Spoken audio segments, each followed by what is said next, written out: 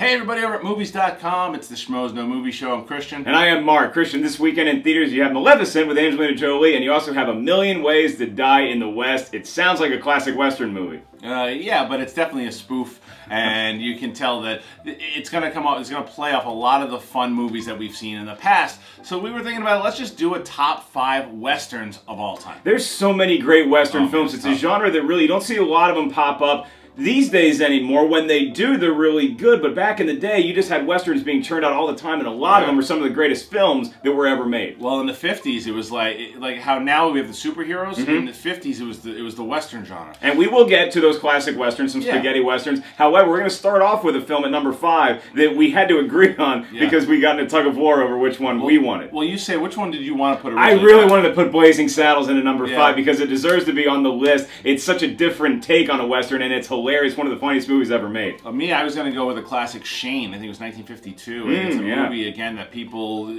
It was for my dad. My dad saw that movie, and it was like a generational thing.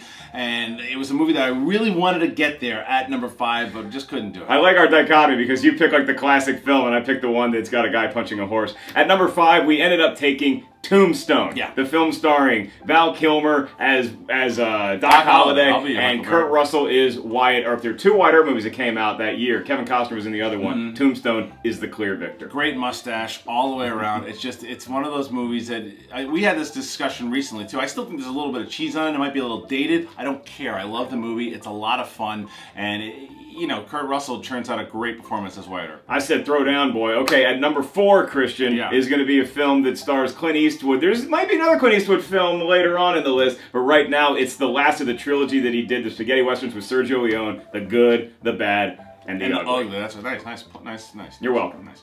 Good and Bad and Ugly. You hear that the soundtrack and the score. You know it. It's recognizable. Yeah, Metallica fans know that score because they play it before every one of their concerts. It's maybe the best score in Western history. Clint Eastwood isn't really that good, but when you go up against a bounty hunter who's bad and a bandit who's ugly, you want him to find the gold.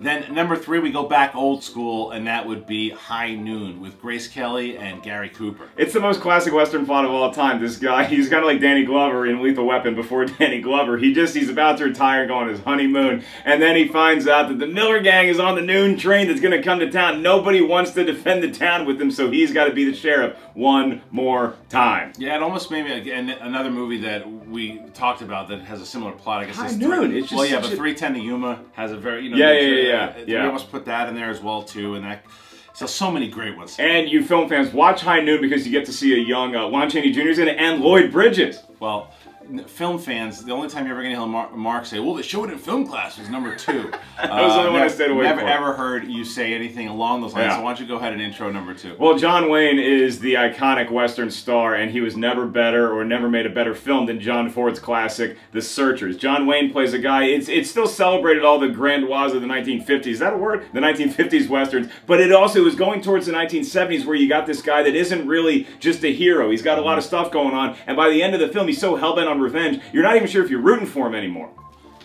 Number 1.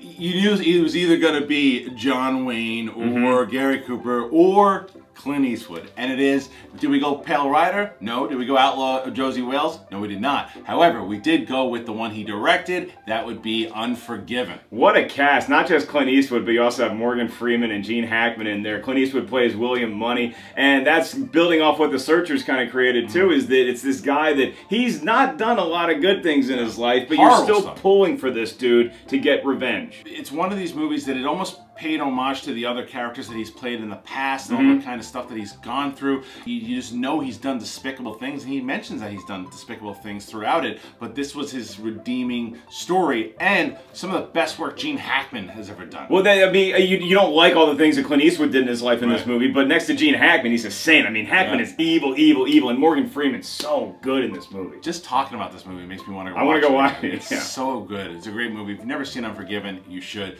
But we tried to mention as many as we can. A lot of people wanted us to put Back to the Future 3 on the list. It's a nice honorable mention. We're going to let that happen. How about The Wild Bunch, The Magnificent Seven? Yeah, right? Magnificent Seven. One of my favorites that got me into Westerns was Young Guns, particularly Young Guns 2. The line, "Yoo-hoo, I'll make you famous," is one of the greatest lines in movie history, in my opinion. You could also go old school or the brand new 2010 version of True Grit.